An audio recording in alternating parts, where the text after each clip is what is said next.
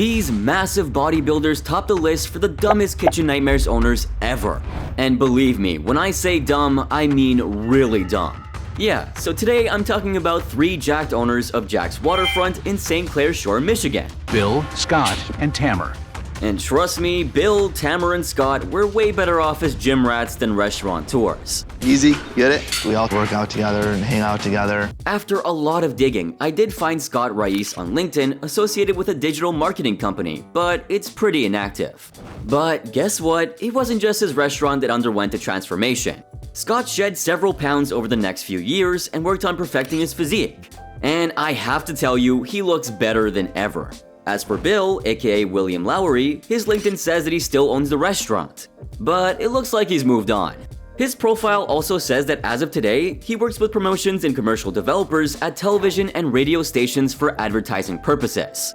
And his Twitter page says that he's pursued a career in bodybuilding. What's more, he's also started a new company called Evoc Fit with his sibling Kelly Lowery, and they mean serious business.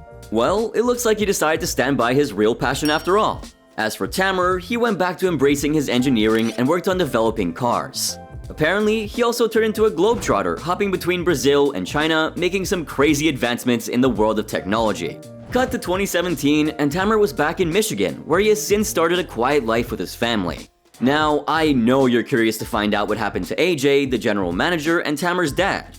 But before that, why don't you give me a like, subscribe, and turn on my post notifications so you don't miss out on my future Where Are They Now type videos like this one. And while you do that, let me give you a quick recap as to why I feel these owners are better off staying away from the food industry. You see, Jack's wasn't always deserted. During the summers, the place would turn into a party central with folks flocking in. And you have to see how Bill described the summer scene. It's like girls gone wild across the whole lake. But when the winters hit, along with the nearby lake, even their business froze. For weeks, the restaurant would be as dead as a doornail. Well, something was wrong, right? And the owners thought their crappy food was the problem. I don't think I'd order again. And so that's really, in my opinion, that's what killed us. But that was just the tip of the iceberg. Since absolutely none of the 3 owners knew how to run a restaurant, AJ stepped in to help out. Although he vowed to work as the general manager, what he ended up doing was less managing and more, well, whatever this is. I don't see the fish and chips, man. No, you don't understand. From flirting with the ladies to getting drunk on the job and sharing the occasional smoke with the customers, AJ was doing it all. I'll be talking to the customers, flirting with the ladies, and asking about the food in between. What's more, he also skimmed a cool $100K off the top per year. Ouzo is my favorite drink. I like to drink Ouzo. But this doesn't even sum up all of the restaurant's problems. Scott was collecting a bag full of complaints from their customers for his not-so-friendly attitude. 1 minute late, I'm telling you to see. Started getting calls from customers saying he scares everybody away. And soon, thanks to his rugged looks and unwelcoming behavior, poor Scott paid the price of being removed from the restaurant altogether. Yup, Tammer and Bill jointly decided to make him a silent partner for the sake of the business. Tammer and I had to make a decision to remove him from the restaurant. He's a silent partner. However, the 3 bodybuilders had even bigger fish to fry with the taxes they had to pay. And with all that and more standing in their way, that's when Chef Ramsay came to save the day. They're in trouble. I don't know why, and I'm about to find out. Chef Ramsay was first greeted by AJ, and then he went on to meet Scott and Bill individually. After a little chat with all of them, the famous chef was beyond confused. Any guesses why? Oh my God, 3 individuals, 3 completely different stories. I haven't even tasted the food yet. Where'd you start? Well, neither AJ nor the owners had the same answer to Chef Ramsay's question, what the problem with the restaurant was. I personally don't see a problem with the business. It's really good. From Bill pointing the finger at the food, to AJ thinking there was nothing wrong with it, to Scott blaming AJ for some reason, everything was in havoc. What's he drinking in the bar? You know, he drinks Ouzo all the time. He just turned around and drank a quick shot. And did I fail to mention that AJ took a huge shot of alcohol right in front of Chef Ramsay? Oh yeah, this man was living the dream and Chef Ramsay's waking nightmare.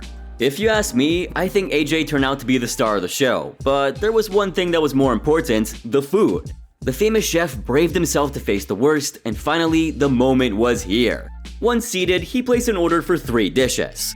a crab omelet that spelled crab with a K, a pecan salmon, and the good old fish and chips. Then I'm gonna go after that for the honey pecan salmon.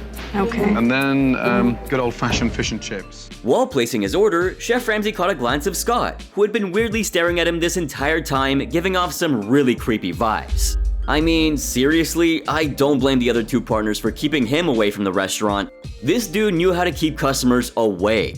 Or, as Chef Ramsay would like to say, he looked like a musclehead meatball. You just sat there staring at me like some big musclehead meatball.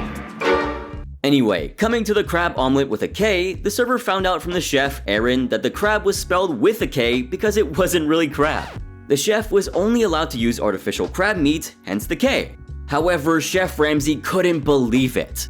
He was dining at a seafood joint sitting right by the water, and yet they figured it made more sense to use the fake stuff. I can't even begin to understand the logic. So he spelled it with a K, so there was no misconception. So it's fake crab meat. When the food hit the table, Chef Ramsay was ready to lay down the law. Well, what else could you expect from a seafood restaurant serving fake food? In Ramsay's own words, the food was rubbery, too sweet, and horrible. And yes, of course, he also added that it would be a great idea to throw it in the trash already. That's going straight to the trash. Oh my God. Seeing Chef Ramsay lose his temper when served disgusting meals isn't far from uncommon. But I gotta say, he kept his cool with this one, relatively speaking.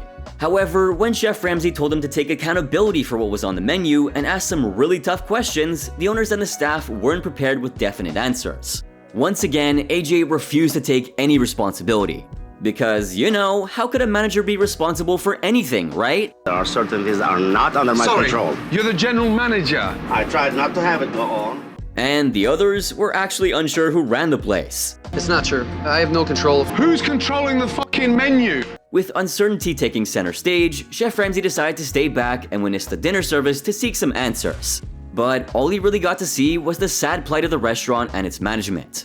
To Chef Ramsay's dismay, he was served nothing but disappointment. From orders taking forever, to Chef Aaron losing control of his kitchen crew, to customers gripping and sending back their grub, and Bill comping meals all night, I don't think I've seen a bigger money sink. Like they were practically throwing stuff down the drain. It's my money going out the window. It's just a disappointment I let it go on this long. After the long night's dinner service, the owners and AJ had their first sit down with Chef Ramsay to discuss the biggest problem. Who had the final say at this restaurant? Well, even after running the place for over a year, none of them had come up with an answer for that. We've only been in the business for 1 year. Cut to day 2. Chef Ramsay arrived early in the morning to do a thorough inspection of the kitchen and store, only to find sickening amounts of stale food. What is that? Is that just taken from the steam table and dumped on the trolley and then whisked in here? Picture this. Chef Ramsay found old salmon lying around and marinating in Italian spices, tuna dyed pink, and solid mushroom risotto stuck to the pan. That, ladies and gentlemen, is a risotto. But wait, there's more. To top it all off, when the staff came in, Chef Ramsay gave them a tour of the fridge and the spoiled food laying around. This revealed a tray full of bloody beef bits and old grey chicken. Look at the fucking colour of the chicken. AJ, come have a look at it. Yeah, you've got to see it, AJ. When asked about the kitchen's condition, AJ resorted to the same tired strategy. It's the owner's fault. Why would I blame myself for that? I'm not gonna blame him for that. Yep, he failed to take any responsibility whatsoever. But Chef Ramsay was done. He wasted no time in handing down the next order of business, a full cleanup. While Chef Ramsay took a tour around the restaurant to meet with the local fishermen, the owners and the staff got busy deep cleaning their joint. And well, for the first time ever, the owners could finally see the truth. When I eat at your restaurant, I get sick, and I start laughing thinking, oh, they're just full of shit. They're not. They do get sick. Meanwhile, Chef Ramsay asked the local fishermen about their thoughts on Jack's food, and oh boy, you won't believe what one of them said. I don't like their fish so much because they use a little bit too much sauces and kind of lose the actual flavor of the real fish. I mean, yeah, what better could be expected with artificial meat left out to marinate for weeks? It was honestly so heartbreaking to see so much food being tossed out the previous night. But there was no time to sulk. The team at Jack's was about to get a lesson from Chef Ramsay on how to best get their shit together. Ramsay then headed back to the kitchen to show Aaron and AJ 2 simple dishes. Chowder served in a bread basket and poached salmon made with ease to create less pressure on the kitchen staff. Start off with a touch of olive oil, bacon, onions, celery, with a touch of Tabasco. After imparting his cooking knowledge in the kitchen, Chef Ramsay held a pre-dinner meeting with the entire team of Jack's. This was all to delegate the work for day 2's dinner service. And you won't believe what change he proposed to make. Scott was made to run a section that night. Yeah, I know what you're thinking. The musclehead meatball known to drive away customers was asked to take orders? Good lord, save this restaurant. Give him your apron. Yeah, I think we've got enough string to go around. Customers started rolling in by 6:30 p.m. and Scott took up the challenge of taking orders and serving, trying really hard not to stare at people. A few minutes in, and Scott was doing great. However, when Chef Ramsay noticed Scott doing a weird head tilt while talking to customers, he pulled him aside to snap him out of his shitty behavior. Big chimpanzee hanging over a cage looking for some bananas. And what can I say? It actually worked. A few minutes later, while everything was hunky-dory in the dining area, the kitchen was a huge mess. Aaron tried giving instructions to his kitchen staff, but no one listened. The customers were left waiting for their meals for almost an hour. From order lists lining up to the kitchen staff turning a blind eye to Aaron and even cutlery breaking, the kitchen was a total disaster. And boy, were they all in for a good lashing from Chef Ramsay. Aaron was asked to take his role as the head chef seriously and get a handle on his staff. And for the first time ever, the staff finally had someone give them an ultimatum. We're changing, with or without you. So do as the chef says and listen. Alas, even after Chef Ramsay's pep talk, the food continued to make its way back to the kitchen. In a few words, the evening service was a massive flop. During the staff meeting, Chef Ramsay told Aaron that he had to command respect in the kitchen. He also said that AJ was at fault for creating that culture and clearly was being overpaid.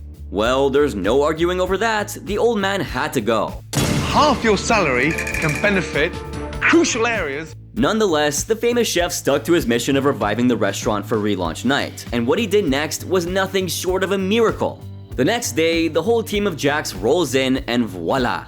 They found a newly revamped restaurant, all done up with the efforts of Chef Ramsay's team. Oh, check it out. Can't believe you've never had it here. I know. Yeah, fun for the kids, yes? From aquariums and fish tanks to little detailed accents across the restaurant, the place now looked bright and modernized with a whole new nautical theme. What do you think of the buoys in the ceiling? So great. So great. Chef Ramsay even incorporated ropes on the tables for customers to occupy themselves, practicing tying knots from the backs of the menus while waiting for their food. And let's not forget, he even changed the menu to include fresh produce and seafood for the restaurant's customers. It was now time for the big relaunch. The interiors were looking good, the new menu was delightful, and it was now time for the team to put up a good show. And what do you know? The night started off with a great hit. Even with a heavy snowstorm, the customers were lining up a mile away. It's a winter storm, but it hasn't stopped anybody from coming, and these cars are backed up nearly half a mile. Things were going really well, and Scott finally took up the pace with the customers and greeted them with a warm smile. Aaron, on the other hand, was doing his very best to keep the kitchen afloat, but as old habits die hard, you know what happened next. Aaron soon lost control after the restaurant was at full capacity. And our dear AJ was only adding to the chaos in the kitchen. I can't stress enough that AJ, he has 40 years plus experience. With no one responding to the orders from the chef, Scott was forced to speak in support of Aaron to regain the momentum in the kitchen. I mean, seriously? Come on, Scott. What a good job on showing who's boss. No more silent partner now. I don't want to hear no damn arguing back here. People screaming at each other. The only person that should be giving orders back here is Aaron. Aaron also rose to the occasion and showed the kitchen staff some authority. He held them accountable for the food they sent out, even if it was the last order of the night. Looks like someone took Chef Ramsay's advice after all. Overall, the relaunch night was a success, with Chef Ramsay incredibly proud of the conduct of the three owners. The three friends learned a lot over the course of these 3 days and took accountability for their actions. None of you were fragmented. It was together. In the end, everybody was pleased except AJ. That's because he was made to cut down on the work hours and his pay, which he graciously agreed to. Or it looked gracious anyway. But hold on, AJ had the last say of the episode, where he said Bill, Tanner, and Scott will realize that the hours I put in here were needed, and they will confess at my deathbed. Now, that was a little too dramatic, AJ, don't you think? They probably will see it. Maybe on my deathbed. I'm sure you must be wondering, but what next? Whatever happened to Jack's Waterfront after Chef Ramsay left? Well, hold on, I'm getting to what happened to our beloved muscleheads, but let's start small. The days following up after Chef Ramsay left, the three owners gave full authority to Aaron to run the kitchen on his terms and even allowed him to fire any employees that he wanted gone. And what do you know, Aaron took the chance and fired 2 of his kitchen staff on the spot. What's more, he brought in 2 experienced sous chefs to work with him. Now that's what setting the standard high means, head chef. Hold up though, there's more. The owners realized that they had to deal with one last loose end, and that was AJ. There's no second guessing that the restaurant was in dire need of a new general manager, and well, they unanimously decided to let AJ go. He let it happen, and what is done, he did to himself. Right. You're right. I can't put it on. Well, this decision was a long time coming. Even though it was sad to see AJ being fired, it was the right thing to do. And now, with a whole lot of experience and growth, Jack's Waterfront was all set to thrive, right? I will say, this episode of Kitchen Nightmares had a pretty mixed bag in terms of impressions, and AJ got most of the backlash. Let's take a sec and dive into a few viewer reviews left over the years, but in my personal opinion, this one tops the list. This viewer pointed out something that was on my mind as well. This is probably the only episode of Kitchen Nightmares where the son was the owner and the parent was employed. Could you think of any other restaurant with a similar setup? Make sure to drop your thoughts in the comments section down below. Also, let's not forget that AJ had 40+ years of experience in the restaurant business. And yet, when it was time to take charge, he decided to take the back seat. And it's not like Tamer was blind to his dad's irresponsibility. He could see it all, and yet he couldn't speak up because he was sandwiched between being a friend, a business partner, and a son. I do have the most difficult position being here. I'm working with my friends, and my father is my family, and that makes everything very difficult. That's quite a difficult position to be in, right? And let's not forget that AJ was sweeping up a cool 100 grand while the restaurant was struggling to keep its doors open. What kind of arrangement was that? That's something I'll never understand. But you have to see what happened to the restaurant after Chef Ramsay left. After digging deep into the plethora of Yelp and TripAdvisor reviews, this is what I got. So, as it turns out, the owners of Jack's Waterfront couldn't keep the restaurant running. It was in shambles nearly 1 month after Chef Ramsay left. The restaurant was receiving bad reviews, and unfortunately, it had to be closed down. Take a look at this review, and believe me, this customer wasn't happy. He was so disappointed that he vowed to never come back again. Nonetheless, the place was reopened by the name Dockside Jack's Grill and Tiki Bar in 2009. However, no one has been able to crack why the owners of Jack's Waterfront left and shut it down. Most believe that the reason they had to leave was that they hit a financial crisis, especially considering the economic situation the country faced at the time. But who knows? The 3 friends sold back the restaurant to the original owner, who put out a statement for the reopening of Dockside Jack's Grill and Tiki Bar. Sadly, Dockside Jack's didn't fare very well either. It was shut down in merely a month's time since they were getting terrible reviews. But look at what I found here, a little ray of hope with a decent Yelp review from a customer, that too with a whopping 4 stars. Yeah, possibly the only positive review the restaurant has ever gotten. But the story of the property doesn't end there. The original owners decided to reopen the restaurant by its old name, Brownies on the Water, as it was in the 1960s. And despite similar struggles, Brownies on the Water managed to receive 1 good review. Rebranding after rebranding, but no results to show for it.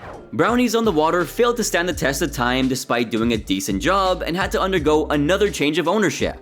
The restaurant is apparently called Hook now, featuring a lavish space with modern interiors and exteriors, as well as providing world-class staff and service.